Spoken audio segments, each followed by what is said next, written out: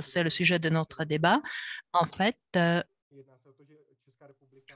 ce qui est important de savoir, c'est que la France et la République tchèque vont assurer la présidence du Conseil de l'Union européenne. Donc, la France tout d'abord, ensuite c'est la République tchèque qui va suivre.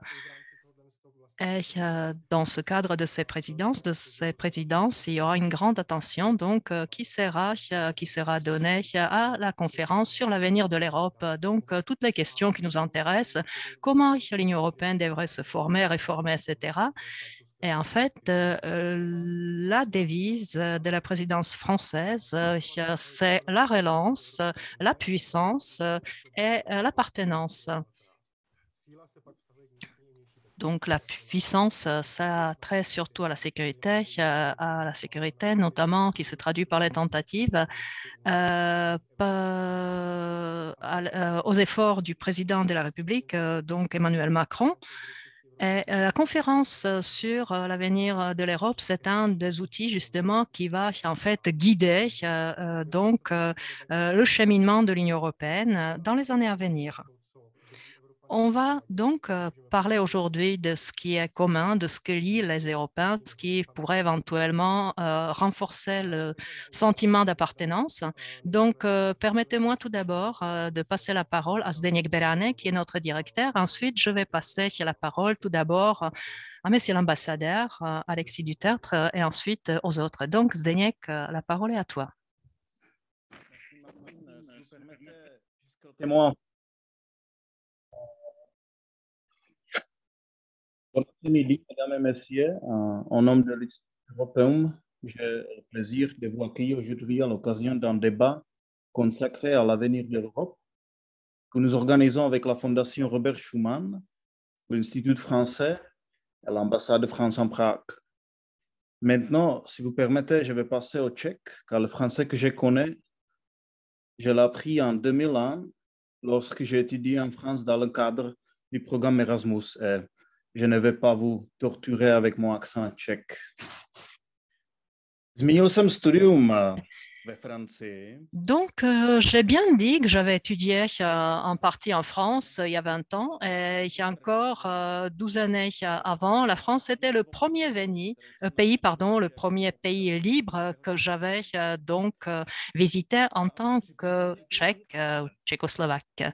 Donc, juste pour vous rappeler le titre de cette discussion, fier d'être européen, je suis réellement fier de pouvoir débattre aujourd'hui avec l'ambassadeur de France et d'autres invités d'honneur. Franchement, il y a quelques années, ça ne me serait pas venu à l'esprit. L'Europe, c'est donc un projet qui nous est commun, qui nous lie. Et comme Robert Schuman l'avait bien dit, c'est un projet de long terme qui se constitue de petites pièces, des petites étapes qui se suivent. Maintenant, nous sommes dans une période où il y a une très grande, des grands défis extérieurs et intérieurs. Nous nous retrouvons dans une époque où les puissances, en fait, se demandent, se réclament le pouvoir.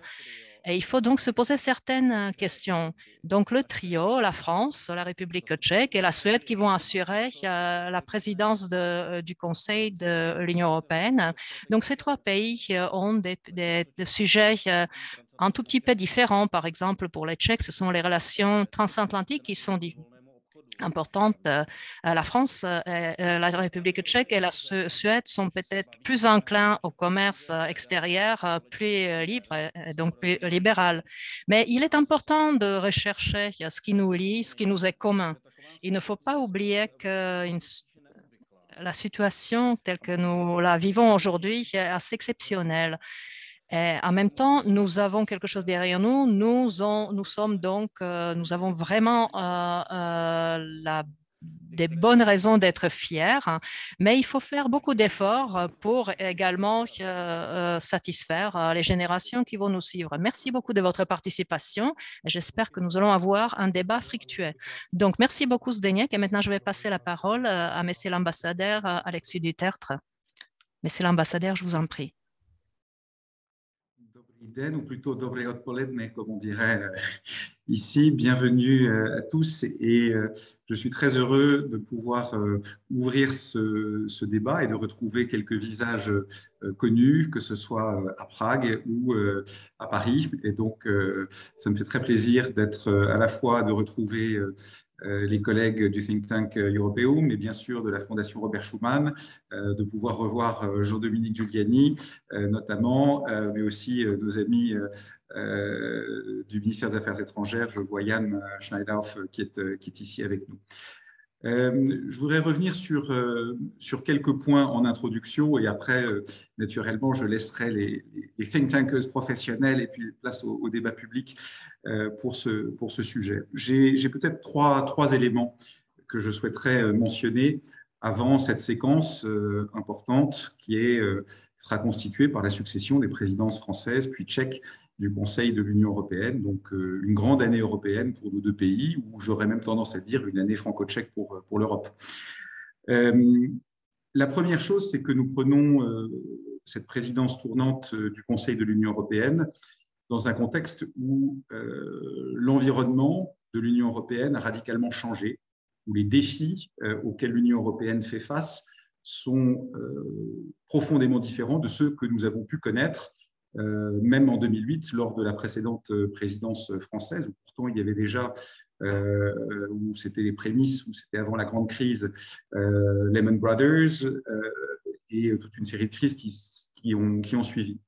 Aujourd'hui, la grande réalité, c'est que les cadres du multilatéralisme sont de plus en plus remis en cause, que les compétiteurs stratégiques de l'Union européenne sont de plus en plus assertifs dans leurs intérêts, que les rapports de force entre puissances dans le monde sont de plus en plus brutaux et que l'Union européenne ne peut plus se contenter d'être un grand marché unique ou d'avoir l'illusion que d'un côté, avec la garantie de sécurité américaine, de l'autre, avec le grand marché unique, finalement, nous pouvons nous occuper de notre nombril et que tout ira bien.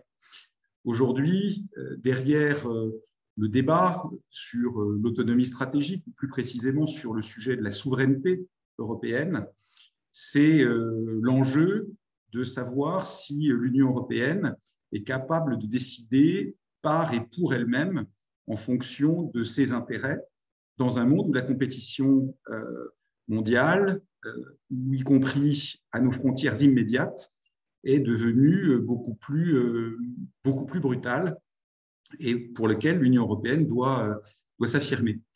Donc le sujet n'est pas tellement, et peut-être que c'est ça aussi une des différences, d'avancer un jardin à la française, d'avancer des grands concepts.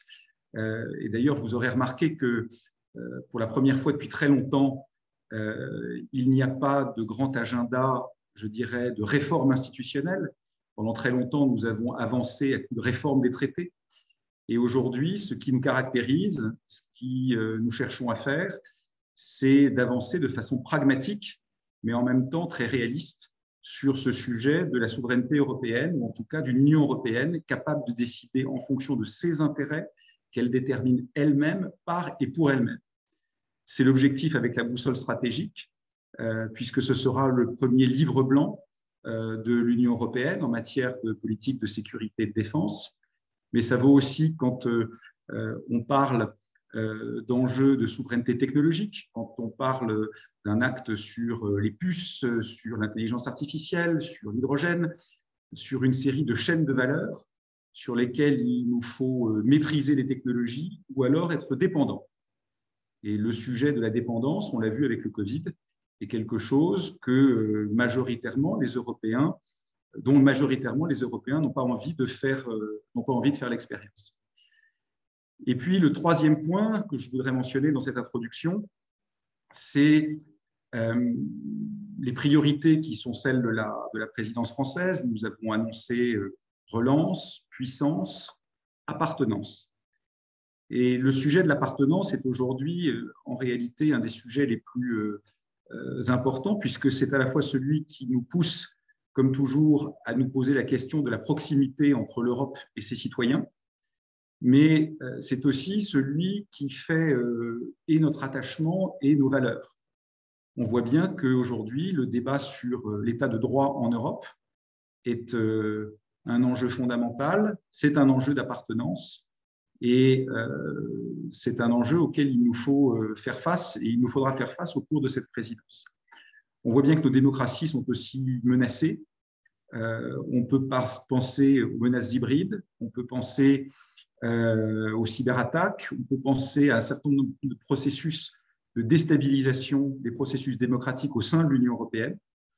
Et ceci aussi fait partie des enjeux que l'Union européenne doit relever aujourd'hui pour défendre son modèle de démocratie ouverte et en même temps une démocratie qui sait répondre aux attaques contre elle, avec ses libertés et avec la défense de ses libertés.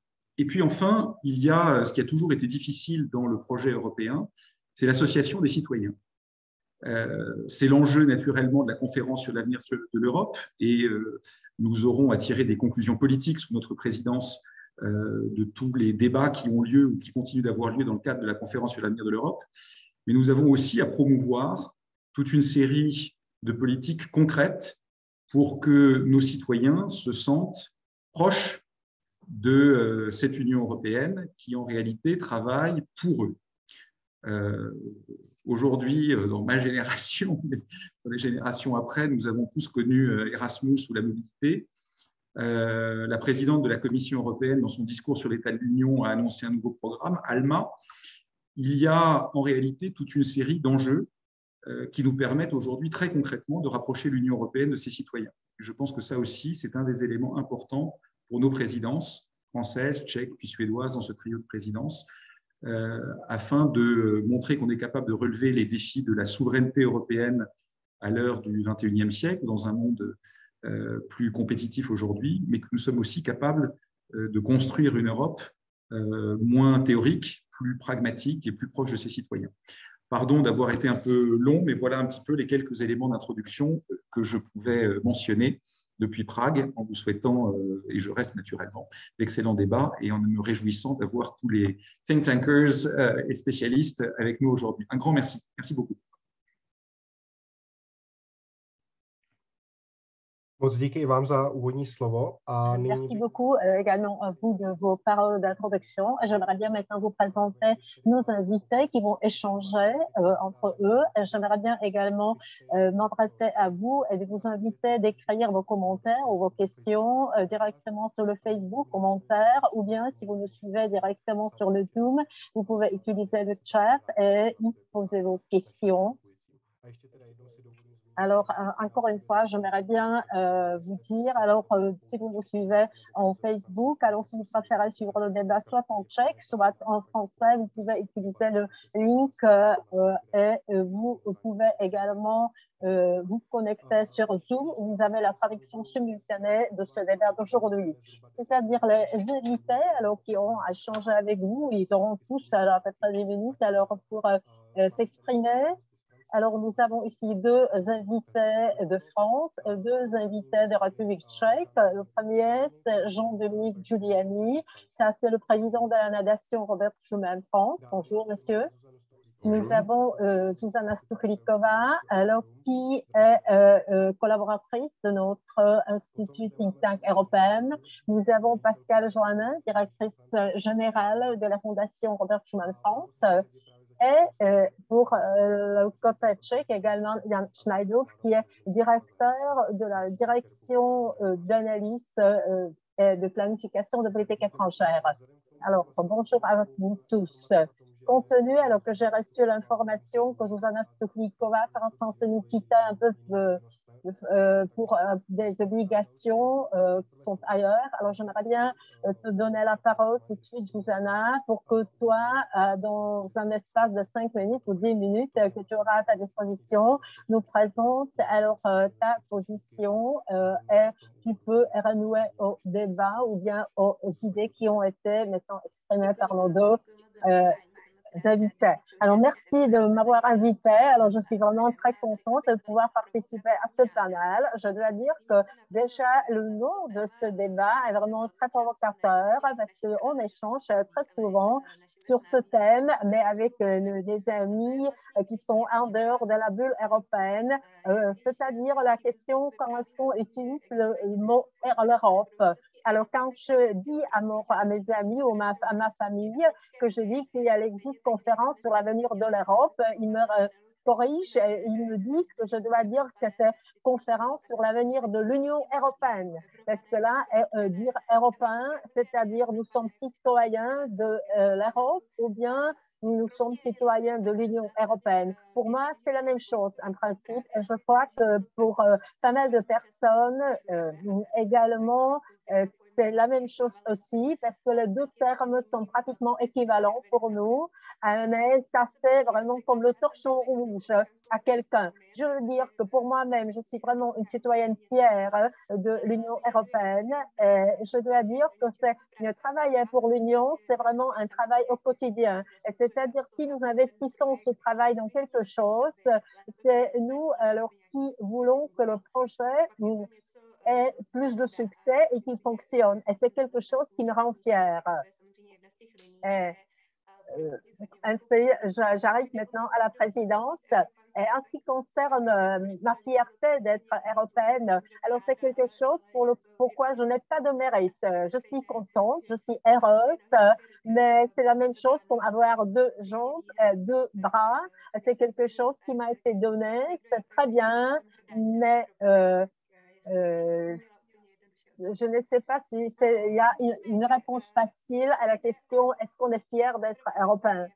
Mais en ce qui concerne l'Union européenne en tant que telle, notre année de cette présidence prochaine en 2022, c'est-à-dire l'année franco-tchèque, ça sera une année clé pour beaucoup de perspectives, notamment pour la Tchéquie. C'est une occasion qui est unique d'activer cette relation des citoyens tchèques envers l'Union européenne. Parce qu'on peut constater qu'il y a un désintéressement des citoyens envers l'Union européenne.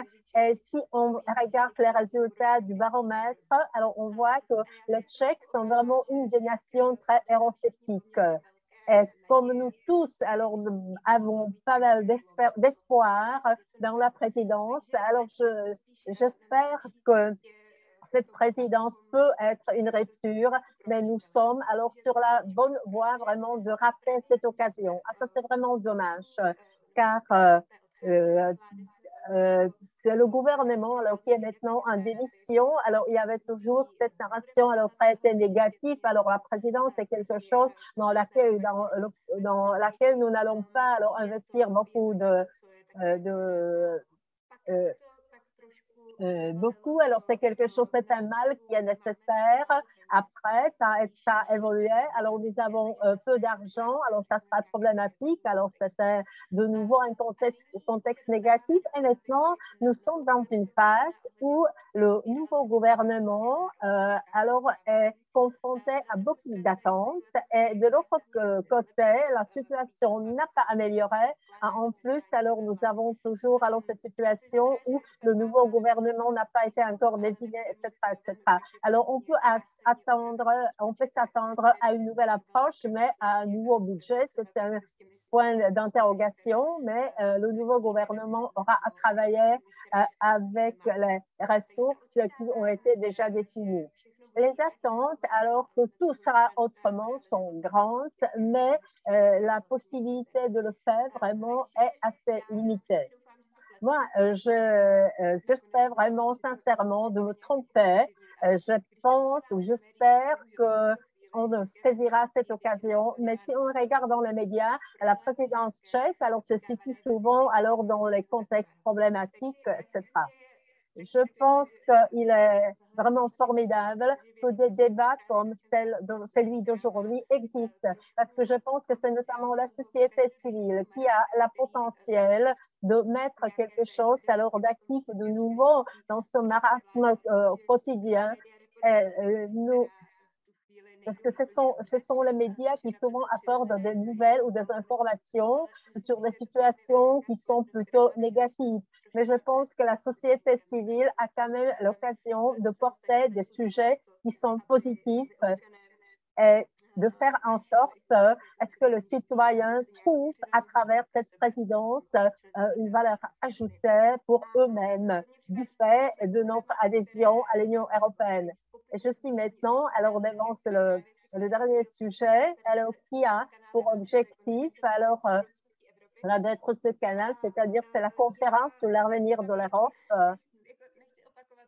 Je ne vais pas encore répéter alors des approches critiques pour vous dire comment ça fonctionne en République tchèque, mais c'est vrai que la conférence, ça c'est une occasion énorme et formidable pour les citoyens tchèques, mais tout d'abord, ils doivent connaître, ils doivent savoir que cette conférence existe. Et ça, c'est la première tâche pour le nouveau gouvernement.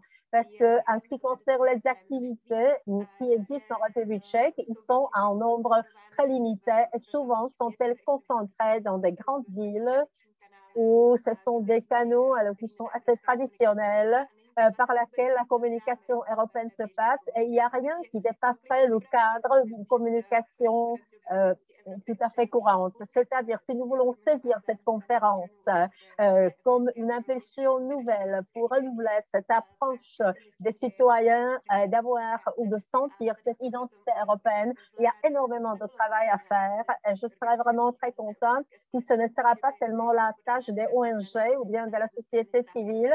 Et j'espère qu'il y aura quand même la même vue de la part de l'État et que ça fonctionnera. Alors, et puis, à la fin, je veux dire, la conférence sur l'avenir de l'Europe, ça c'est quelque chose, un lien tout à fait naturel entre la présidence française et la présidence tchèque parce qu'elle doit se terminer printemps prochain pendant la présidence française. Mais de la logique de la chose, il sera à la République tchèque de déployer les premières conclusions.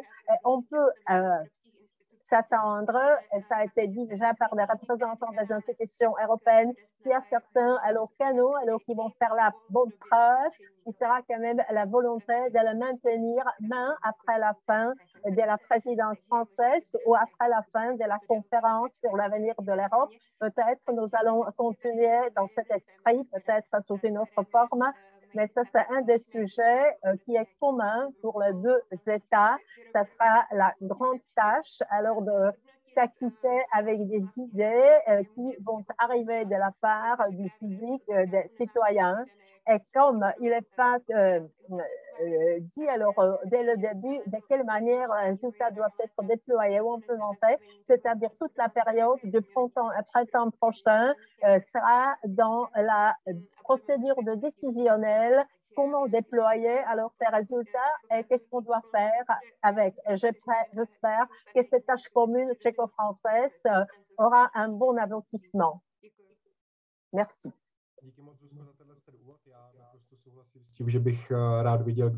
Merci beaucoup, Zuzka, de cette introduction. J'aimerais beaucoup, comme toi, voir ou entendre parler de l'Union européenne davantage et essayer de voir des choses qui sont positives, arrêter de voir tout de façon négative. Et là, je pense que justement, nous avons une belle occasion justement dans cette conférence sur l'avenir de l'Europe. Belle occasion pour tous les citoyens de participer, donc faire entendre la voix de nos populations et donc la population tchèque, entre autres.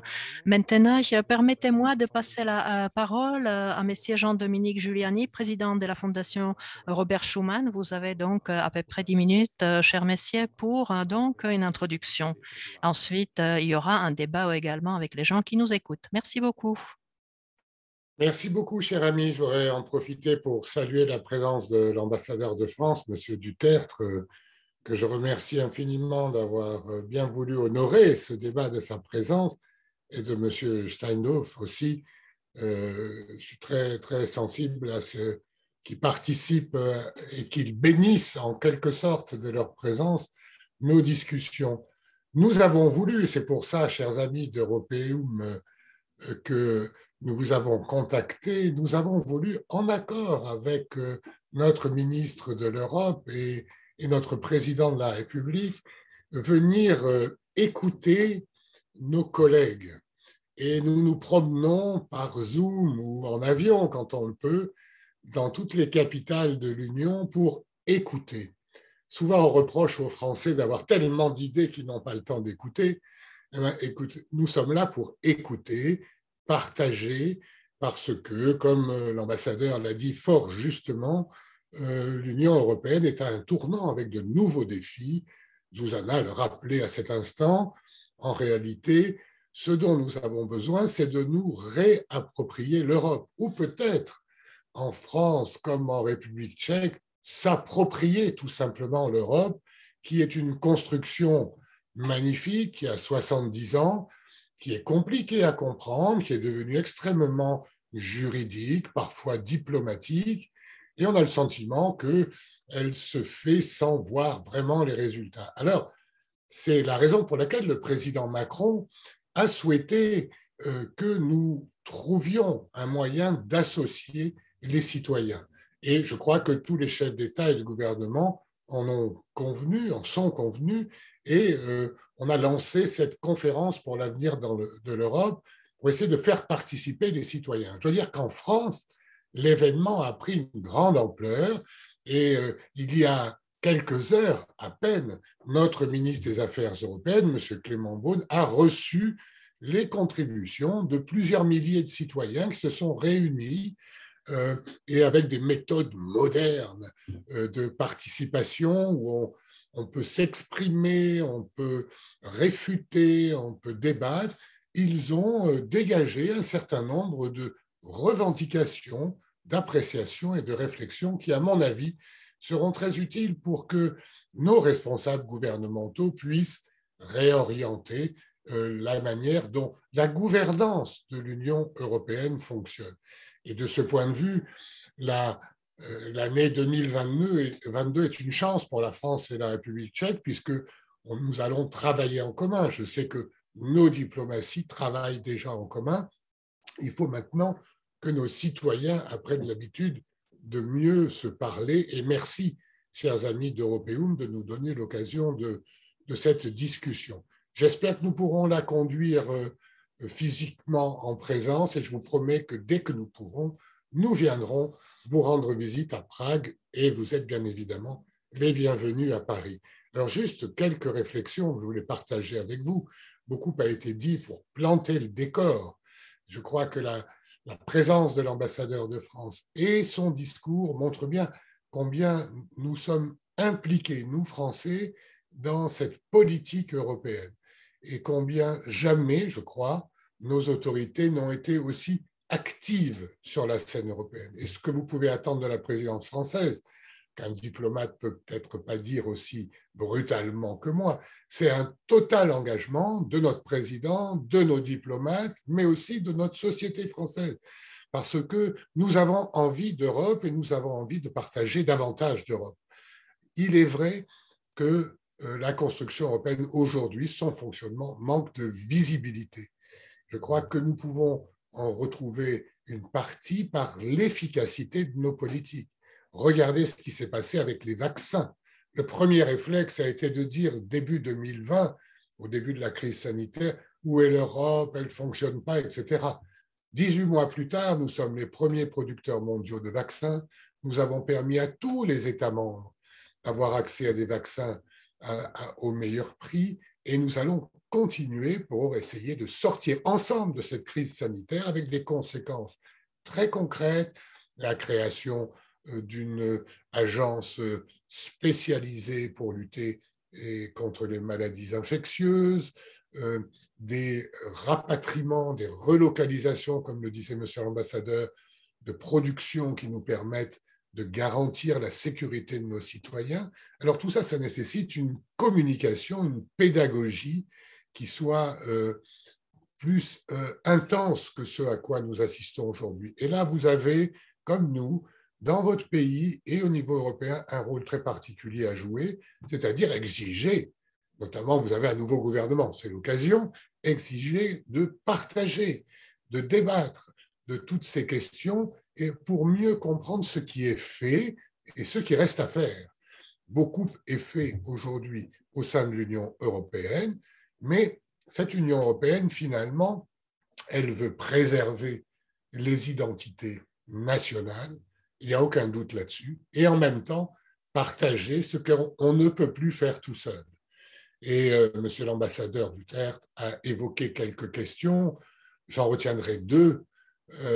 En matière économique et en matière de sécurité au sens large, nos États aujourd'hui ne peuvent pas agir seuls s'ils veulent être efficaces, c'est-à-dire s'ils veulent être soutenus par leurs citoyens.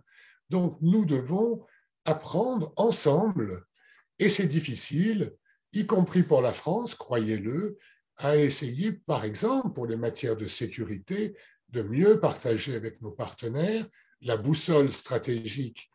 Cet exercice qui va être adopté sous présidence française va permettre de partager des analyses sur les risques et les menaces à venir, mais il faut aller plus loin maintenant.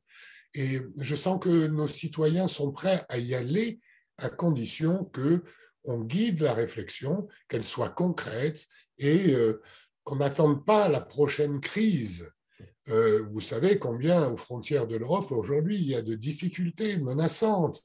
Donc je suis rassuré, si le président Macron est aux manœuvres, il saura, comme le président Sarkozy l'a fait sous notre précédente présidence en 2008, il saura être là au nom de l'Europe, mais ça ne suffit pas. Il faut que nous créions des outils capables de répondre ensemble à des menaces sécuritaires. Bien évidemment, nous avons des alliés au sein de l'OTAN, américains, mais nous, Français, nous n'avons aucun problème pour concilier les deux. Et c'est un peu ce que je voulais dire à mes amis tchèques aujourd'hui. Il n'y a pas incompatibilité entre l'appartenance à l'OTAN et la construction d'une souveraineté européenne, y compris militaire, y compris diplomatique. C'est ensemble que nous pourrons faire face à un monde de plus en plus dangereux. Je ne m'étendrai pas sur la Russie, la Chine ou d'autres, mais vous voyez bien combien de grands ensembles vont nous interpeller. Nous pouvons répondre ensemble, mais l'Europe ne peut pas se contenter de répondre avec une voix ou un micro américain. Elle doit répondre avec sa propre voix, ses propres intérêts. Voilà. Alors, sur le plan économique, il en va de même. Nous avons ensemble à imaginer la gouvernance économique de demain. Tout le monde dans le monde dépense des cents et des mille. Les Chinois font marcher la planche à billets. Le président Biden rajoute de l'argent public pour construire des ponts et des autoroutes. Et il va lancer un grand plan social. En gros, 3 000 milliards de dollars vont être dégagés avec une politique monétaire différente. À nous de faire le même.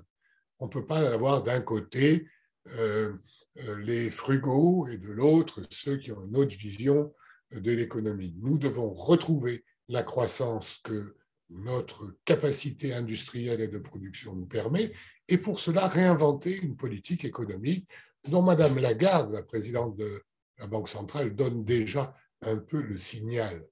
Nous pouvons emprunter si c'est pour créer de la croissance et investir dans la nouvelle économie. Ça, c'est quelque chose qu'il va nous falloir partager. Je m'arrête là en disant que nous sommes toutes à votre écoute et à celle de vos réactions. Merci encore de nous donner cette occasion.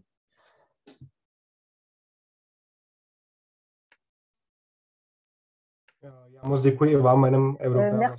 à vous au nom de Think Tank européen. Alors là, de notre participation, et je estime beaucoup alors, la collaboration que nous avons jusqu'ici avec l'ambassade de France ou avec l'Institut français. Et toutes les activités que nous faisons sont intéressantes. Je suis vraiment contente. Je vous ai également mentionné l'intensité de la coopération, qu'elle sera, espérons, encore plus intensive. Alors, merci de cette invitation à Paris. Alors, j'espère qu'on va se rencontrer très prochainement en personne, physiquement, soit à Paris, soit à Prague, au moment où la situation nous le permet. J'aimerais bien maintenant passer la parole à Jan Schneider, directeur de la direction du ministère des Affaires étrangères. Alors, la parole est à vous. Vous avez à peu près 5 et 10 minutes. La parole est à vous. Merci. Alors, bonjour. Bonjour à tout le monde. Zdeněk a parlé français au début. ce qui me force d'essayer de faire la même chose. Et néanmoins, c'est beaucoup plus confortable pour moi de parler tchèque. Alors, si vous m'excusez, je vais passer du français au tchèque. Chci začít poděkováním. J'aimerais bien commencer par des remerciements. Remercier le think tank Europeum de m'avoir invité à ce débat qui est très intéressant et qui est très utile. J'aimerais bien également saluer Monsieur l'ambassadeur. Nous avons vraiment une très bonne représentation française ici, aussi de Paris. Alors, je salue également les collègues de la Fondation Robert Schuman. J'aimerais bien également dire mon contentement de ces paroles, alors de la bien volonté de l'écoute. Alors, c'est quelque chose qui est formidable. Et je dois dire que dans le dialogue avec la France, le compte tenu de la préparation des présidences, alors ça a été très positif et nous avons perçu comme un vrai dialogue et nous sont en mesure de trouver toujours alors un consensus, même malgré certaines différences entre nous concernant le contenu. Alors, je vais y revenir. C'est-à-dire, il y a maintenant la conférence sur l'avenir de l'Europe, alors qui est en cours. Là, il y a des grands sujets. Bien sûr, c'est la représentation des citoyens en Europe, le système électoral, la force du Parlement européen, également de la présentation de l'Europe dans le monde, également des questions communes alors de la politique étrangère, de la politique de la sécurité, et également comment se fera le scrutin, s'il faut toujours exiger l'unanimité ou bien la majorité qualifiée, ou s'il faut changer également les traités ou non. Et bien sûr, depuis un certain temps, il y a un débat sur l'autonomie stratégique de l'Union européenne ou la souveraineté stratégique. Là, il y a deux termes qui sont utilisés parfois. S'agit-il alors de la sécurité, de l'économie ou de la santé ou des technologies? Tout ça, ce sont des grands débats cadres. Et il faut également dire que après les élections allemandes, alors là, on voit un peu plus clair chez notre voisin parce que l'accord de coalition a été approuvé et cette nouvelle coalition est très pro-européenne. L'Allemagne parle alors de la nécessité de faire une convention constitutionnelle. Ça nous rappelle un certain temps du passé. Il part également avec une grande ouverture d'une voie vers une fédération européenne tout en maintenant la proportionnalité et la subsidiarité, et également, bien sûr, avoir des procédés communs ou bien des procédés nationaux. Également, on parle de la souveraineté nationale, également de pouvoir agir de façon autonome, et ce sont des éléments très forts du nouveau gouvernement allemand. Alors, nous allons avoir en mars la présidence alors, de France, et nous allons avoir également les élections présidentielles en France au printemps prochain. Alors, si j'avance vers nous, République tchèque, il faut dire que traditionnellement, nous avons été plutôt partisans des avancées sectorielles plutôt que des changements institutionnels en Europe.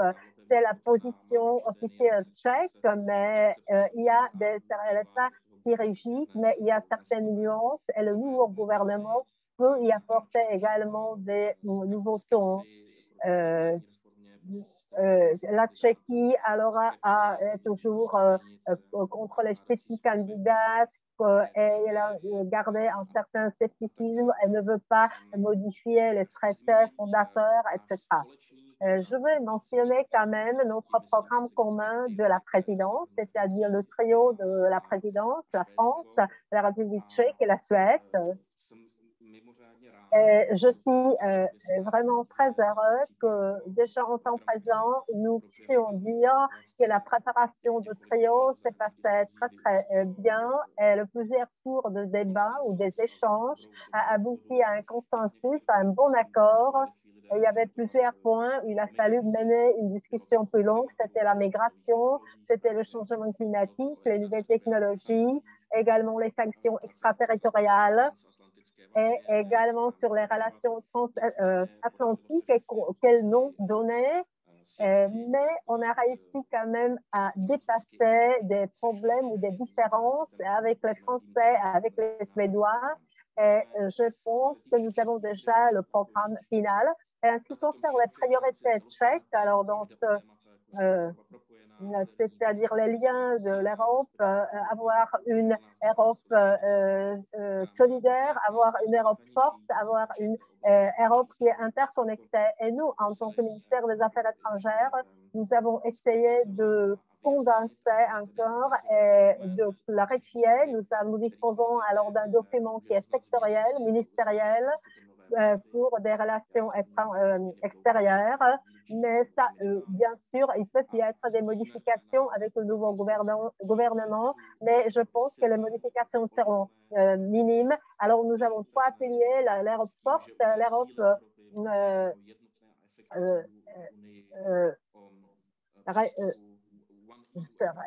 c'est-à-dire il faut avoir une approche comme une seule union et avoir alors cette unité, ça doit être marqué également notre approche vers la Russie et vers la Chine. Et on parle également de l'approfondissement des relations transatlantiques. Et je suis tout à fait d'accord avec M. Giuliani. Alors, si l'autonomie stratégique est bien comprise, est bien décrite, et on y donne un bon cadre, elle n'est pas tout à fait incompatible avec une forte relation transatlantique et avec la forte alliance. C'est renforcer la sécurité également, bien sûr, c'est notre sujet. Et dans la catégorie alors de la résilience de l'Europe, alors nous voyons comme un sujet qui est vraiment fondamental, qui également peut marquer ou bien donner le destin du monde. Nous parlons également de la résiliation contre le fake news, également de la lutte contre le terrorisme et la migration illégale. Et en ce qui concerne également l'Europe durable, on parle alors de droits humains, on parle de l'aide et collaboration humanitaire. Et nous parlons également de la diplomatie verte, même si ce n'est pas alors un sujet qui serait associé avec la République tchèque de façon traditionnelle, mais nous pensons que ça sera quand même un domaine clé. Alors, pour ne pas parler très longuement, alors du point de vue géographique, en ce qui concerne nos priorités, nous sommes tournés vers le Balkan. Alors déjà, nous pensons à l'avancée dans le processus de l'intégration, si les pays alors dans cette région nous le permettent, mais également nous envisageons une coopération sectorielle et toute la dynamique politique dans les Balkans qui n'est pas positive récemment. Et bien sûr, le voisinage européen, ça c'est le partenariat avec l'Est, mais également la région de Sahel. Alors, si nous voyons le voisinage comme un concept un peu plus large, et ensemble avec la France et les autres, nous sommes engagés activement. Alors, c'est une région alors à qui on doit prêter une attention. Et bien sûr, également le Pacifique. En tant que Tchéquie, alors là, nous n'avons pas vraiment des programmes là, qui sont autonomes, mais au cours de notre présidence, c'est quand même un sujet qui sera traité. Alors, j'arrive déjà à la fin de ma présentation. Alors, pour me mettre sur le plan un peu général, je pense que le débat européen alors se croise avec le débat global. Il s'agit vraiment des questions des grandes envergures. Par exemple, dans quelle mesure notre monde sera-t-il divisé ou bien ne sera-t-il pas divisé s'il y a deux pôles ou deux blocs fondamentaux qui commencent à se construire et quelle doit être l'approche de l'Europe envers de ces blocs. Et bien sûr, tout ça serait joué alors sur le plan technologique, ça il faut savoir. Et en même temps, nous avons encore une nouvelle discussion sur la démocratie par rapport au régime, au système autoritaire. Il y a bien sûr une possible division entre les démocrates et les autoritaires qui peut se jouer. Et qu'est-ce qu'on va faire avec l'Europe? Je pense que moi-même et même la diplomatie officielle tchèque est sûre que l'Europe doit faire des choix. Il ne peut pas ne pas vouloir faire des choix. Il ne peut pas se mouvoir entre les deux pôles, si on l'appelle démocrate ou bien autoritaire, ou chinois ou américain. Est-ce qu'on sait de quel côté nous voulons nous positionner? Mais ça ne veut pas dire que nous voulons soutenir la guerre froide d'un nouveau type. Nous voulons que toute la politique se développe de façon la plus ouverte possible, mais on ne joue pas avec des concepts européens d'équidistance envers l'Amérique et envers la Chine. Ça c'est vraiment la voie vers le mal. Et le dernier point, je pense qu'il est important que les citoyens en Europe parlent directement. Et je pense que ce mécanisme de consultation de la conférence sur l'avenir est très intéressant. Essayer d'approcher l'Europe. Je ne sais pas dans quelle mesure c'était une réussite, mais c'est une tentative. Et il existe alors cette idée qu'on pourrait avoir des consultations permanentes sur la base de ce mécanisme qui a été créé. Donc, je pense que c'est une idée qui est vraiment très intéressante, d'avoir un canal direct à l'écoute des citoyens européens. Et maintenant, la question de la fierté. Moi, personnellement, je pense qu'il y a de la matière pour être fier si on regarde le passé ou également le présent européen. Et il y a des choses sur lesquelles je ne suis pas fière, mais je pense que ça vaut pour tout le monde. Il faut dans le monde être sûr, être conscient de notre passé, mais sans qu'il y ait une certaine charge, c'est-à-dire avoir l'esprit ouvert, mais de toute façon connaître nos fondaments et nos valeurs. L'Europe, aujourd'hui, c'est une nécessité, tous le savent. Je pense que s'il y a des gens qui ne le savent pas, ils vont le connaître.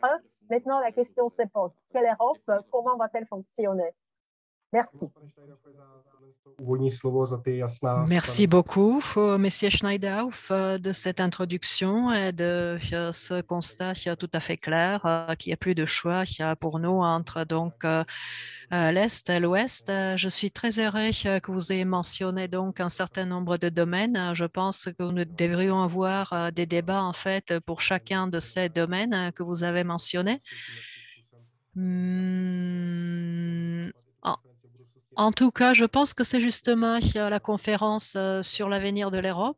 C'est justement une plateforme pour les citoyens européens. C'est l'endroit où ils peuvent justement dire ce qu'ils souhaitent, ce qu'ils ont à dire. Donc, justement, s'il y a des gens qui nous écoutent actuellement et qui souhaitent avoir des informations plus concrètes, donc je leur recommande vivement d'aller sur cette plateforme-là et donc demander, se renseigner, voir ce qui se fait au niveau européen, mais peut-être même dans les autres institutions donc, qui sont actives dans les domaines de leur intérêt.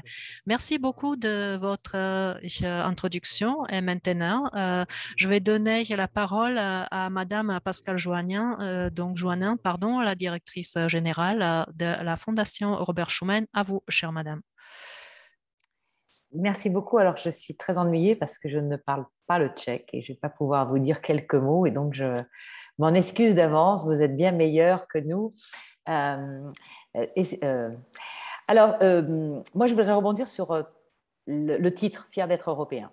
Vous l'avez dit, c'est une année franco-tchèque en 2022. Alors, il y a un avantage de la République tchèque, c'est qu'ils ont fait leurs élections. Nous n'avons pas encore fait les nôtres, mais bon, c'est pas grave. Et donc, on a su, ou on a vu en tout cas que ce nouveau gouvernement tchèque, dont le Premier ministre était désigné, allait pouvoir se mettre en place. Nous verrons un petit peu quels sont les engagements. Nous venons d'avoir, ou nous allons avoir très prochainement également, le gouvernement en Allemagne, qui est plus rapide que la dernière fois dans la Constitution. Donc, j'allais dire, on a tous les acteurs clés qui vont pouvoir en effet être aux manettes.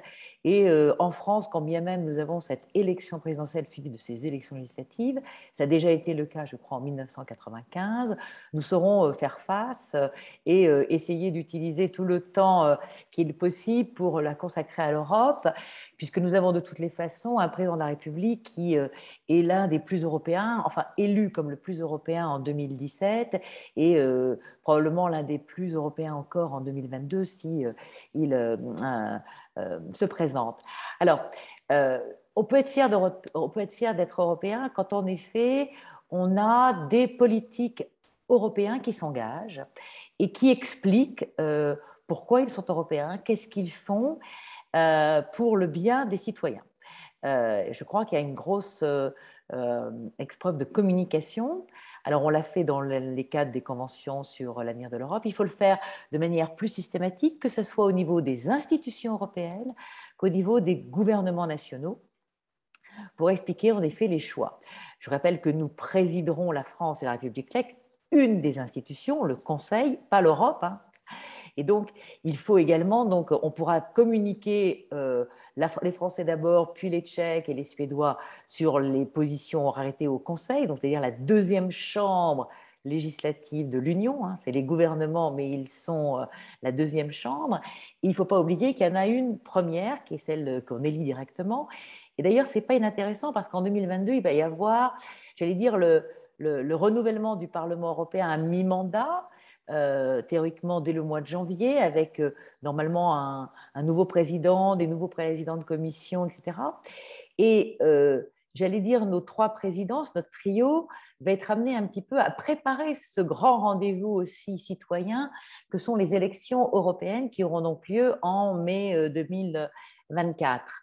Et donc, nous avons vu, ou nous avons lu plutôt que les Allemands, le gouvernement allemand mettait des propositions sur la table sur ces élections européennes avec des listes transnationales, une partie en tout cas, leur fameux chef de file qui doit être, s'il est arrivé en tête, être amené à prendre la présidence de la Commission. Tout ça n'avait pas reçu beaucoup d'écho en 2019. Si on veut en effet que les citoyens participent davantage aux élections 2024, alors qu'ils ont plus voté en 2019 que les années précédentes. Il faut donc qu'on trouve, Français, Tchèques et Suédois, mais avec tous les autres, les moyens aussi de communiquer sur cet enjeu démocratique qu'est l'élection européenne qui se tient une fois tous les 5 ans. Sinon, en effet, dans l'absolu, il faut expliquer pourquoi on a choisi ce triptyque, relance, appartenance et puissance. Alors, qui sonne bien en langue française, en tchèque, je ne sais pas ce que ça donnerait. Là, il y a une certaine fluidité. Il faudra que monsieur l'ambassadeur nous trouve l'équivalent pour que ça soit aussi bien en version tchèque. Mais on voit bien que c'est trois choses qui intéressent les citoyens. La relance, l'économie, comment en effet on vit mieux, on va pouvoir se sortir de alors non pas la crise économique, mais la crise qui a été liée à la crise sanitaire, comment on rebondit cette relance, il y a les plans de relance, ils sont en train de mettre mis en place, comment on définit les nouvelles règles du futur aussi, est-ce qu'on revient à ce qui était fait avant, est-ce qu'on en invente de nouveau, Monsieur Giuliani a parlé de ce que font les États-Unis avec le plan sur les investissements, peut-être un plan social peut-être, donc on a en effet des défis, et tout ça c'est in fine pour toujours affirmer la place de l'Europe dans le monde et qui on est par rapport aux Américains qu'on connaît un peu, mais qui s'éloignent, et ils le disent eux-mêmes, c'est eux qui s'éloignent tournant le regard vers l'Asie. On a les Chinois qui revendiquent d'être le numéro 1 mondial en 2049, alors ce n'est pas demain, mais c'est tout près, et qui n'ont pas un modèle de société qui est le nôtre. Donc comment on s'affirme, et donc c'est aussi ça qui fait qu'on est fier d'être européen, c'est si en effet l'Europe forte, l'Europe puissance, alors, on a une force aujourd'hui qui est une force économique, une force commerciale. Il nous manque peut-être en effet quelques atouts à mettre dans notre jeu en matière de stratégie, de défense, de sécurité. Tous les États ne sont pas au même niveau. La France est sur une position différente de peut-être d'autres partenaires. Mais il faut essayer d'avancer avec tous ceux qui le veulent. Pas tous ensemble, si on n'est pas capable. Il y a des États neutres, il y a des États qui sont plus inféodés encore aux États-Unis, même s'ils ils vont devoir apprendre à faire avec un partenaire qui s'éloigne. Mais donc, il faut essayer de monter dans le train avec ceux qui peuvent. On l'a fait pour l'euro, on l'a fait pour Schengen, donc c'est possible. Rendre cette Europe plus souple pour avancer. Et aussi, ça c'est important pour les citoyens, c'est quand on a une réunion au Conseil, si on l'a bien préparé, Monsieur l'ambassadeur, vous le savez bien, on a un résultat, c'est quelque chose de positif, on peut communiquer en disant on est parvenu à un accord. Alors, on peut être pas d'accord avec l'accord, mais on a un accord. Si on se réunit et qu'il n'y a pas d'accord, les citoyens se disent « Ah bon, bah, c'est très bien, ils sont réunis, mais ils ne sont pas arrivés à se mettre d'accord. » Donc, et donc, ça sert à quoi l'Europe, etc. Donc, il y a aussi une stratégie de bien préparer. J'ai l'impression que, d'après ce que vous avez dit, M. Schneider, ce trio a bien travaillé pour essayer d'avancer et de faire en sorte qu'il y ait une concrétisation avec des décisions qui peuvent être annoncées par les responsables européens pour dire voilà ce que nous avons décidé et pourquoi on l'a fait et qu'il y a quelque chose de positif pour que les citoyens se disent ah ben voilà, nos dirigeants européens ont réuni. Et donc ça c'est important, ça contribue à la positivité, au caractère optimiste après des citoyens qui peuvent dire ben voilà, l'Europe ça sert à quelque chose, je comprends ce qu'elle fait, ça va dans l'intérêt qui est le mien, en tout cas dans l'intérêt de l'Europe pour essayer d'approfondir ce continent qui est le plus petit quand on regarde une map monde, qui a des voisins qui sont un peu perturbants. Alors, on ne les a pas cités, mais moi, je pense à la Russie et à la Turquie. Il faut aussi faire avec ces deux voisins plus près de nous. La Chine et les États-Unis, c'est un peu plus lointain, avec des valeurs, vous l'avez dit, des méthodes, alors qui ne sont plus des guerres comme on les a connues, mais qui sont des tentatives de déstabiliser l'Union, parce que ces deux acteurs ne veulent certainement pas que l'Union européenne soit forte. Et donc, il faut qu'on le sache aussi. Ils feront tout pour déstabiliser l'Europe. Donc, à nous de ne pas leur donner une perche pour se faire battre et essayer de faire en sorte, en effet, que sur ces voisinages, puisque c'est un terme qui a été employé, on ait une réponse qui permette, en effet, de renforcer aussi l'Europe. Et puis, dernier point, donc l'appartenance, c'est toute une série de valeurs, on en a parlé, qui sont un peu mises à mal aujourd'hui dans certains États de l'Union. La République tchèque fait partie d'un groupe qui s'appelle Visegrad, et donc on voit bien que certains acteurs de ces groupes sont un peu mis à l'encontre. Alors pas la République tchèque, je le reconnais, mais deux autres qui sont aujourd'hui un peu dans l'œil du cyclone pour des raisons différentes, la Pologne et la Hongrie, pour pas qu'on se méprenne. Et donc, c'est important en effet de montrer qu'il y a des valeurs qui sont inscrites dans les traités, qui ont été acceptées par tous les États lorsqu'ils ont adhéré à l'Union par référendum, souvent, donc c'était une adhésion populaire. Et donc, il faut leur rappeler, ou du moins travailler avec eux pour expliquer que c'est un bien commun et que ces valeurs, elles sont propres à nous. Ce n'est pas forcément les mêmes que celles des États-Unis. Ils en partagent beaucoup, mais on n'a pas toujours les mêmes. Ce n'est certainement pas les valeurs des Chinois. Et on a à plutôt essayer de montrer tout ce que ces valeurs représentent dans l'identité européenne. Je rappelle que maintenant, on a des passeports où il y a le nom du pays dont on est originaire, puisqu'on ne n'est pas européen, mais on peut le devenir. Il y a en effet une deuxième mention, Union européenne, et donc on peut être à la fois d'un État, voire même d'une région, dans un État qui est grand, d'un État et de l'Europe, et ça se complète, ça s'annule pas, ça n'est pas l'un contre l'autre ou l'un ou l'autre, c'est l'un et l'autre. Donc, il faut travailler encore davantage. Et puis, c'est pour ça que nous, on fait ce petit tour d'Europe. Alors, on est heureux de le faire avec nos amis tchèques, puisqu'en effet, on va partager 2022 la présidence. Mais ça ne s'arrêtera pas là, forcément. Et donc, je souhaite qu'au-delà de cette réunion aujourd'hui, on puisse avoir d'autres échanges avec nos amis tchèques ou avec d'autres acteurs de la société civile pour apporter peut-être quelques éléments de réflexion aux décideurs européens ou nationaux en toute indépendance, parce qu'en effet, comme vous l'avez dit, Monsieur l'ambassadeur, c'est le propre des think tanks d'essayer d'apporter à ceux qui en sont en responsabilité des éléments un peu nouveaux, des idées, etc. Et si on les travaille à plusieurs, elles ont plus de poids que si elles sont faites toutes seules. Et donc, j'imagine bien de nouvelles rencontres en 2022, voire en 2023, puisque la conférence sur l'avenir de l'Europe, je crois, se terminera en 2023 pendant la présidence suédoise. Merci beaucoup.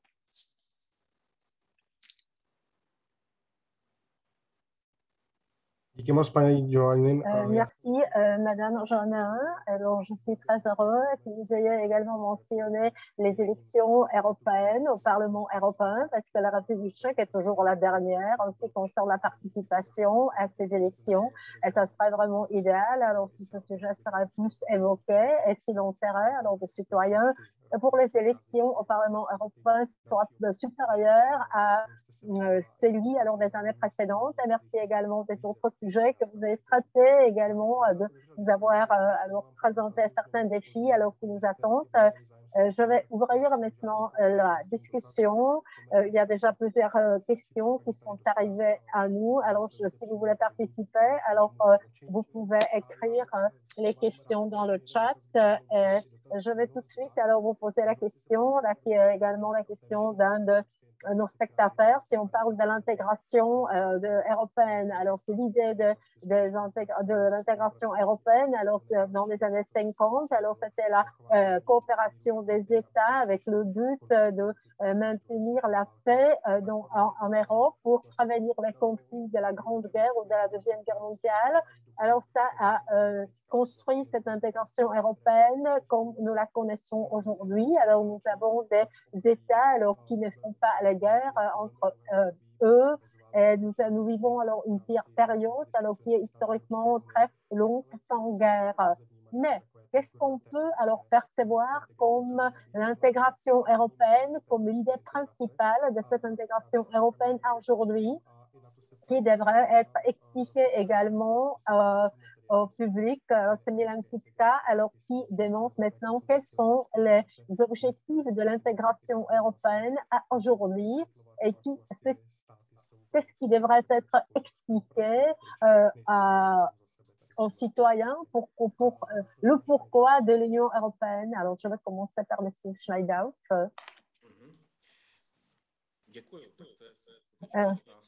Merci. Alors, c'est vraiment une question qui est tout à fait fondamentale. Pourquoi avons-nous cette Europe? Et ma réponse, sera très simple, parce que nous ne pouvons pas ne pas l'avoir, parce que l'Europe, c'est une nécessité.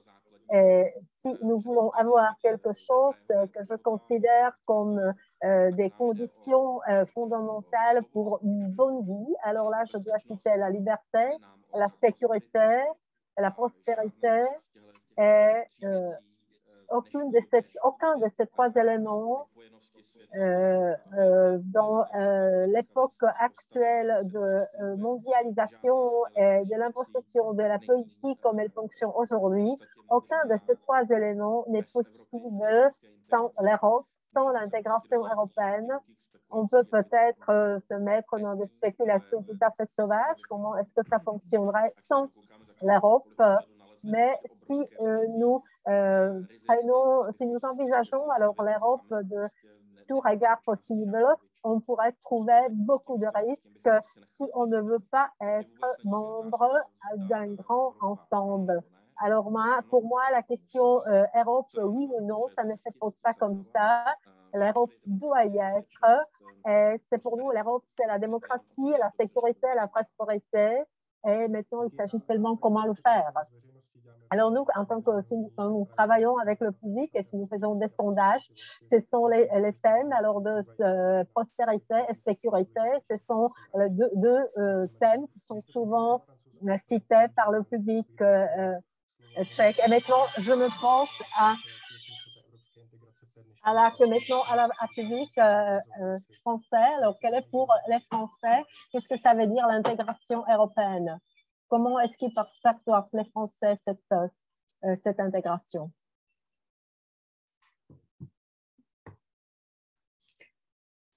Pour nous, c'est la même chose. Préserver notre modèle de société, c'est-à-dire sur le plan économique, l'Union européenne et l'intégration a été un immense succès. Il faut continuer dans l'avenir et ce ne sera pas facile. Toute une série de défis lancés par la mondialisation nous l'imposent. Et comme le disait M. Steinhoff tout à l'heure, la sécurité aussi, qui va de pair et qui correspond à, cher ami Martin, ce que vous voyez dans les sondages. Aujourd'hui, si nous voulons nous assurer, garantir l'avenir de nos sociétés, nous n'avons pas tout à fait le choix. Les meilleurs alliés que nous pouvons avoir pour nous aider à garder la taille pertinente de ce siècle, qui est la taille continentale, les meilleurs alliés que nous pouvons avoir sont les alliés les plus proches, parce que nous partageons les mêmes intérêts. Et donc, avoir, comme l'a dit Madame Joannin, sur ce petit bout de cap asiatique, comme disait Paul Valéry, qu'est l'Union européenne, le plus petit continent du monde, 4 millions de kilomètres carrés. Les États-Unis, le Brésil, le Canada, l'Inde, la Chine, c'est entre 9 et 10 millions de kilomètres carrés. Sans compter la Russie, c'est 17 millions de kilomètres carrés. Donc, nous sommes petits. Nous avions, du fait de notre histoire et de nos identités, beaucoup de frontières que nous avons entre nous assouplies, abolies entre nous. Il faut apprendre maintenant à préserver la frontière extérieure davantage, vraisemblablement, et surtout tirer parti de cette puissance économique qui nous place aujourd'hui, lorsque nous sommes ensemble, dans le trio de tête des puissances économiques mondiales. Nous sommes la première puissance commerciale aujourd'hui, encore à égalité avec la Chine, loin devant les États-Unis. Nous sommes, en termes de produit intérieur brut en valeur absolue, la première puissance économique du monde. Alors tout ceci doit être relativisé, c'est fragile. On voit bien que les tendances ne sont à la croissance des grands ensembles. Nous devons apprendre à être ensemble et plus grands.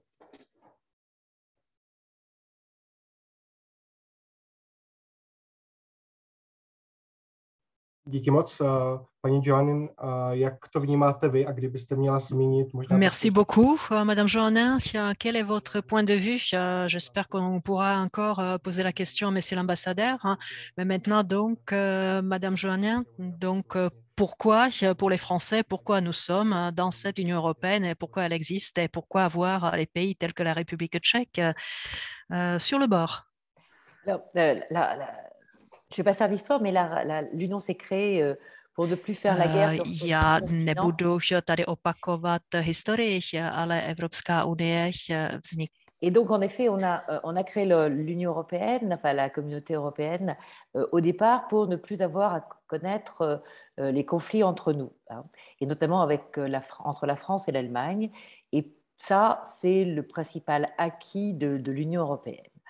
Ensuite, nous avons fait en sorte que la division liée à la Seconde Guerre mondiale que vous avez subie, on puisse en effet l'effacer plus ou moins, et qu'on mette en effet cette Europe réunie. Ça a été un des grands moments après post-89. Hein. Donc, il y a eu des grands moments pour essayer de faire en sorte que ce continent qui était ruiné en 1945 soit aujourd'hui, comme le dit M. Giuliani, en état d'être l'un des principaux acteurs économiques mondiaux. Hein. Et on a le plus grand marché intérieur aujourd'hui, c'est celui de l'Union européenne, qui attire, et vous le savez bien, beaucoup de convoitises et beaucoup d'acteurs internationaux non européens qui veulent essayer en effet de pouvoir bénéficier de ce marché. Alors, il faut qu'on ne soit pas naïf, et si on l'a été peut-être récemment, on doit y mettre un terme pour qu'en effet, au-delà de la puissance économique, on acquiert peut-être les autres éléments de la puissance qui nous permettent en effet de faire respecter nos intérêts quand ceux-ci seront mis en cause et que personne ne viendra, comme par le passé, notamment nos amis américains, nous défendre. Ils nous l'ont dit. On sait que peut-être ils seront moins interventionnistes qu'ils l'ont été par le passé. Donc, on a une carte qui nous est donnée. On a fait beaucoup de chemin depuis 1950 et je pense que si les pères fondateurs étaient là, ils seraient surpris de ce qu'on a fait. On a une monnaie commune. Il faudrait un jour peut-être que la République tchèque se pose la question de savoir si elle nous rejoint. Ça serait bien. Hein. Je crois que les Croates veulent le faire et les Croates sont les derniers rentrés dans l'Union. Donc voilà, ça aussi c'est un élément de la force et de la stratégie, la monnaie qu'on peut... voilà, il y a le dollar et il y a l'euro. Puis après, il y a d'autres monnaies. Hein, voilà. Je ne sais pas où est la monnaie tchèque, mais elle n'est pas dans les top 10 de la monnaie. Voilà. Donc, tout ça contribue à renforcer un continent qui, s'il n'était pas uni, se livrerait encore peut-être à des exactions telles qu'on a connues par le passé.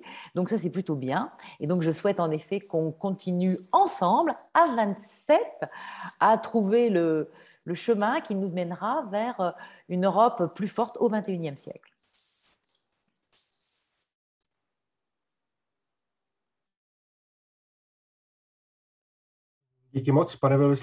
Merci beaucoup, Monsieur l'ambassadeur.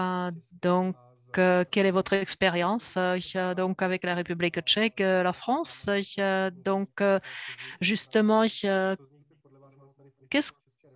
quels sujets qui sont d'actualité en France seraient aussi d'actualité en République tchèque? Donc, pourquoi en fait pourquoi il faut être fier d'être européen? Qu'est-ce qu'on pourrait donc ici utiliser pour convaincre les citoyens tchèques et qu'est-ce qui marche en France?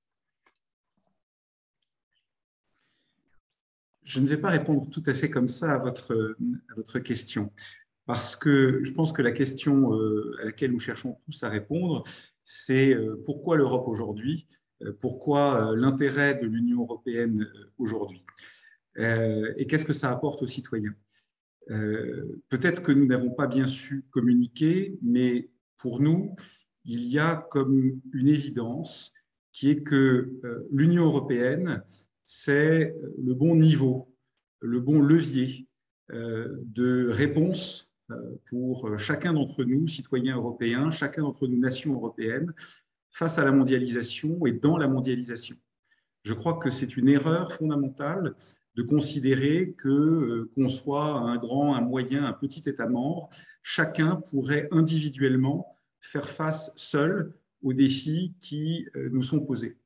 Et on voit bien quand il s'agit de l'ambition climatique, quand il s'agit de faire face à la pandémie, quand il s'agit de développer une réponse économique à la crise, ce n'est que par des outils européens, que par des sauts d'intégration européenne, des souverainetés, des sauts de compétences partagées, de souveraineté exercée toujours plus en commun, que l'on arrive précisément à trouver le bon positionnement dans la mondialisation et la bonne réponse dans la mondialisation, et y compris, et c'est ça le défi, de le montrer au plus près aujourd'hui des citoyens.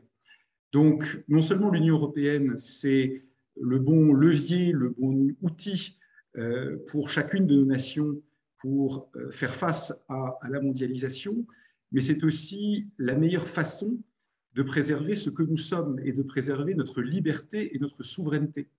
Et aujourd'hui, quand on parle de souveraineté européenne, ou même quand on va plus loin en parlant d'autonomie stratégique, ce n'est pas du protectionnisme, ce n'est pas de l'isolationnisme, c'est juste que nous avons développé, après la guerre, des modèles démocratiques, des modèles qui permettent l'émancipation citoyenne, la liberté individuelle, et que c'est un cadre pour ces libertés, un cadre pour ces valeurs, un cadre pour la croissance économique, et qu'aujourd'hui, nous avons besoin d'être 27 pour pouvoir garantir à chacun des États de cet ensemble que ces libertés, que cette souveraineté pourra continuer à être exercée aussi bien à titre national que parce qu'elle est exercée en commun au niveau européen.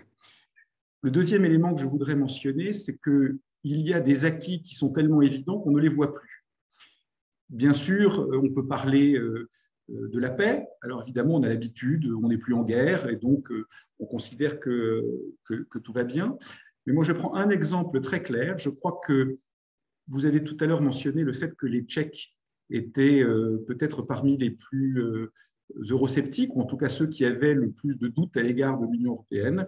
Moi, je suis depuis un an en poste en République tchèque et ce que je vois, c'est que l'opinion tchèque a évolué précisément avec la pandémie. J'ai deux exemples. Le premier, je crois qu'aujourd'hui, l'opinion publique tchèque est plus favorable. C'est le dernier Eurobaromètre qui le montre vis-à-vis de l'Union européenne, parce que précisément, je crois que l'opinion a très bien perçu que sans l'Union européenne, jamais nous n'aurions développé aussi rapidement des vaccins à une telle échelle pour pouvoir ensuite les distribuer et les faire venir pour vacciner l'ensemble des Européens, et y compris assumer nos devoirs de solidarité vis-à-vis des pays en dehors de l'Union européenne. Et puis, on a redécouvert une réalité qui était que lorsque certains États voisins ont décidé de fermer les frontières, on s'est aperçu, évidemment, qu'il y avait des embouteillages monstrueux, mais surtout, on s'est aperçu que la libre circulation des personnes, des marchandises, la libre circulation des capitaux, des services, que la libre circulation était considérée comme un acquis. Et on voit bien qu'on perd de vue ce qui devient évident, mais je crois que chacun des Européens, et les Tchèques l'ont très bien senti avec la pandémie, que l'échelle européenne montre quotidiennement, tous les jours, à quel point elle est essentielle pour l'exercice de nos libertés démocratiques et pour l'exercice aussi de notre souveraineté économique, et puis demain, et aussi de notre capacité à ne pas être le terrain de jeu gratuit de puissances qui sont nos grands compétiteurs, qui sont nos grands compétiteurs stratégiques. Donc, je dirais qu'aujourd'hui, nous avons des leviers et que ne pas être naïf, c'est montrer que nous sommes capables d'utiliser ces leviers pour être un partenaire fiable, mais un partenaire qui est capable de définir ses intérêts proprement par et pour lui-même. Et donc aujourd'hui, pour moi, c'est ce qui est le plus important, ou c'est ce qui fait tout le pourquoi de l'intérêt de l'appartenance à l'Union européenne. Merci beaucoup.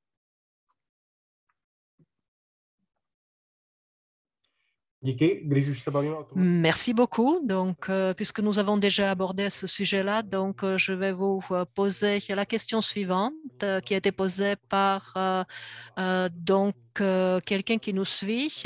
C'est donc la question suivante. Donc, Messier Rumsfeld, l'ancien ministre de la Défense américaine, nous dit qu'en fait, que maintenant, le monde n'est plus le monde des nations, mais le monde des firmes, des grandes sociétés. Qu'est-ce que vous en pensez, Madame Johannin, puisque la question vous a été posée?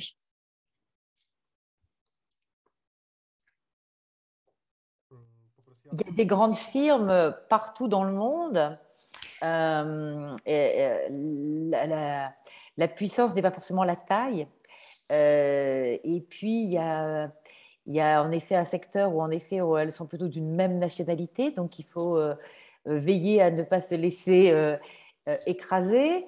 C'est une compétition qui est rude. Nous avons des outils, et je dois dire que sur ce terrain-là, en matière commerciale et économique, l'Europe est assez forte et nous avons une commissaire qui est assez respectée parce qu'en effet, elle n'hésite pas à rappeler aux acteurs économiques les règles qui sont celles du marché intérieur et de ne pas abuser d'une position, d'éviter les monopoles et de faire qu'on respecte les lois européennes. Et quand on a en effet une activité En Europe, eh bien, on doit s'acquitter d'un certain nombre de droits et de règles. Et donc, ça, c'est, j'allais dire, un moyen peut-être de rappeler à ces firmes, comme vous dites, qu'elles ne sont pas toutes puissantes, mais qu'elles sont des acteurs qui doivent respecter un peu un certain nombre de règles du jeu.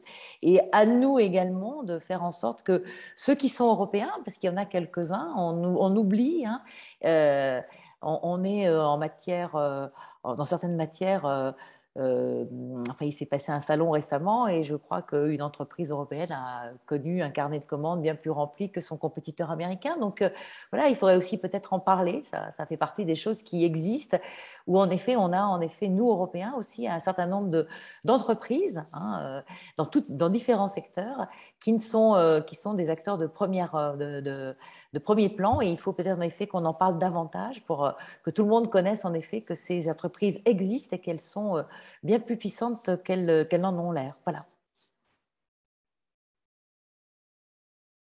Díky, pane Giuliani, vy jste se taky hlásil. Merci beaucoup. Monsieur Giuliani, vous vouliez dire quelque chose aussi? Je peux vous passer la parole?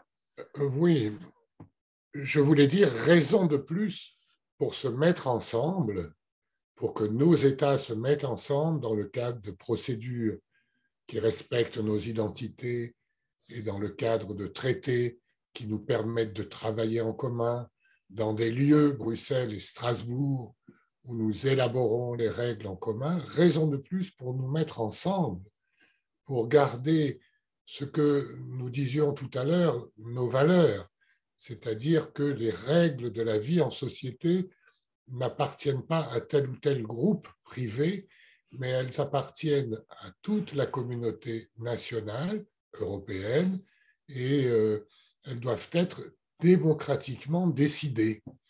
Et donc, les grands groupes, par exemple, dans le numérique, aujourd'hui, vont trouver, à partir de l'année prochaine, sous présidence française, sous présidence tchèque, des États européens qui ont décidé qu'on ne peut pas faire n'importe quoi sur Internet, qu'on ne peut pas jouer avec la moralité de nos enfants, qu'on ne peut pas jouer le jeu des terroristes, qu'on ne peut pas inventer des tribunaux privés pour régler le problème, pour savoir si Donald Trump a le droit ou non d'être sur Twitter.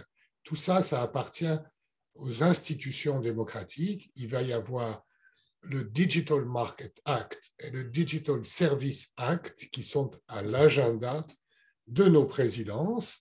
Je pense qu'un premier texte sous présidence française, j'espère un deuxième sous présidence tchèque, ça constitue la meilleure réponse qu'aucun autre État n'a pu aujourd'hui élaborer dans le monde, la meilleure réponse démocratique à l'évolution de ces grands groupes privés. En Chine, c'est pas compliqué. Le président d'Alibaba, s'il n'est pas dans la ligne politique, il disparaît. Et on le revoit quelques mois après, il a fait son acte de contrition et nous ne sommes pas comme ça. On voit bien que les États-Unis aussi ont des difficultés à réglementer les grands groupes. Et donc, nous sommes, nous, Européens, un peu en avance pour vivre avec ces grands groupes dans la liberté économique, mais pas n'importe laquelle, une liberté organisée et régulée.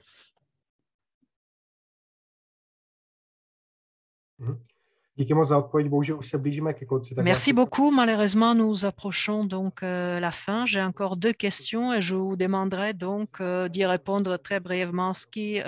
Donc, en ce qui concerne de la conférence sur l'avenir de l'Europe, ce qui m'intéresserait de savoir, c'est comment en fait on peut mettre en œuvre de façon concrète les conclusions de cette conférence, donc pour que les citoyens sachent ce qui s'est réellement passé et ce qui peut être fait. Est-ce que vous voyez certains risques, par exemple, que la participation citoyenne n'est pas très grande et que en fait tout cet exercice devienne donc un exercice purement intellectuel, un débat clos pour quelques personnes qui vont être impliquées et puis la grande majorité donc de la population reste à côté. Donc les risques et ensuite la mise en œuvre des conclusions.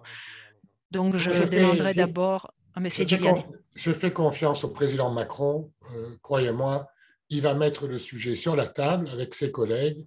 Et donc, pour être tout à fait bref et ne pas dépenser mon temps de parole, je lui fais totalement confiance pour transformer l'essai, comme on dit en termes de rugby.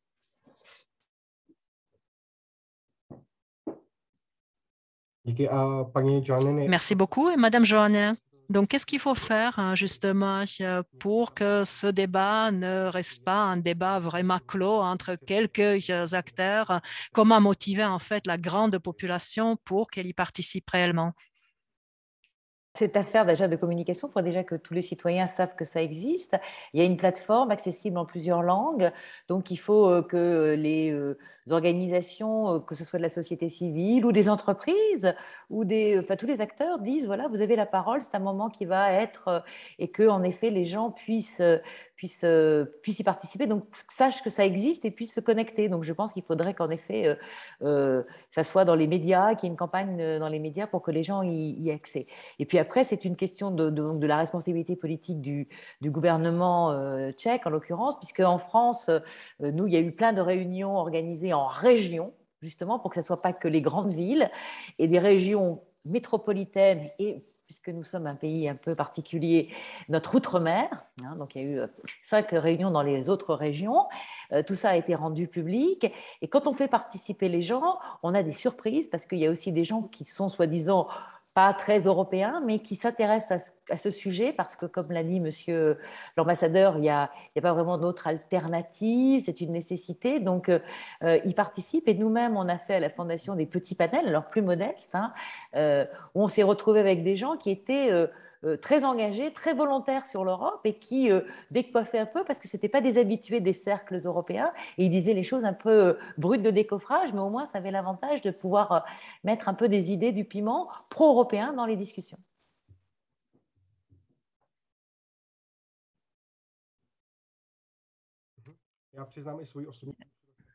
Merci beaucoup. J'ai une expérience donc personnelle à ce titre-là quand nous faisons justement des missions dans les régions. Parfois, quand on rencontre les gens dans les régions, justement, les gens, ce qu'ils nous disent sur le terrain, donc par rapport à ce qu'on entend ici à Prague, donc c'est très différent. Donc, j'espère bien que cette conférence va bénéficier aussi des opinions et des avis de tout un chacun, des gens justement dans les régions et de tout citoyen en fait européen. J'espère que ça va marcher et que ça pourra être mis en œuvre de façon concrète. Malheureusement, le temps qui nous a été imparti arrive donc à son terme. Donc, la toute dernière question, c'est donc Messier Schneidauf du ministère des Affaires étrangères qui malheureusement a été obligé de partir et qui m'a encore demandé de dire que malheureusement, il avait d'autres donc missions assurées. Il a dit qu'il était fier d'être européen et il dit il y a de quoi d'être fier. Donc, je me permettrai de maintenant me retourner à tous les participants de notre débat. J'aimerais bien que vous me disiez quelle est la raison principale donc d'être fier d'être européen. Monsieur l'ambassadeur, je vous en prie.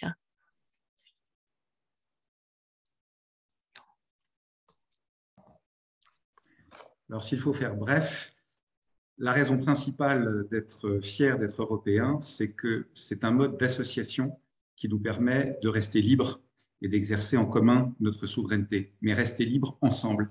Merci.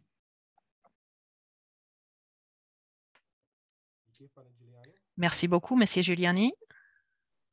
Je crois que si on regarde dans quel état était le continent européen au lendemain de la Seconde Guerre mondiale et ce qu'il est aujourd'hui, nous avons 1001 raisons d'être fiers, d'avoir su retrouver la paix, ce que d'autres n'arrivent pas à trouver comme nous. Regardez en Asie, on se dispute pour des îles, pour des mers, pour des mémoires. Nous avons surmonté cela et nous sommes aujourd'hui un des continents les plus riches du monde, dans lequel, comme l'a dit Monsieur l'ambassadeur, nous avons décidé de travailler ensemble. C'est un exemple unique dans l'histoire de l'humanité. J'en suis très fier.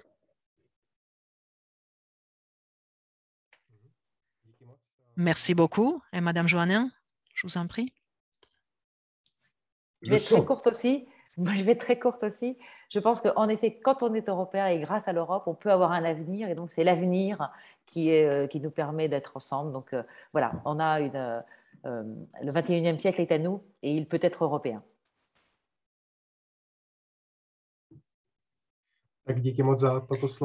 Merci beaucoup de ces mots donc à la fin. Merci beaucoup à tous ceux qui se sont joints à nous sur Zoom, sur Facebook. Merci beaucoup d'avoir participé à ce débat, fier d'être européen, qui a été donc préparé par la Fondation Robert Schuman, le think tank Europeum, l'Institut français. Merci beaucoup à tous nos participants, mais c'est l'ambassadeur Alexis Dutertre. Merci beaucoup. Jean-Dominique Giuliani, président de la Fondation Robert Schuman. Un très grand merci à vous, messieurs. Ensuite, Madame Pascale Johannin, la directrice générale de la Fondation Robert Schuman. Et ensuite, nous avons eu Zuzana Stuchlikova-Zdeniek-Beranek du think tank Europeum et également Jan Schneidauf, directeur du département d'analyse et de planification de la politique étrangère du ministère des Affaires étrangères. Grand merci à tous les participants, à tous les intervenants et je me réjouis de vous revoir bientôt dans le cadre d'une manifestation organisée soit par nous, soit par l'Institut français. Une belle soirée à tous. Au revoir. Merci aux interprètes, parce que sinon, nous n'aurions pas pu communiquer. Merci beaucoup, mesdames. Merci à Europeum. Merci à tous. Merci beaucoup à l'ambassadeur de France. Bravo à tous. Merci. Ça fait plaisir de revoir toute la Fondation. Bravo. Merci beaucoup. Au revoir. Díky moc. Okay.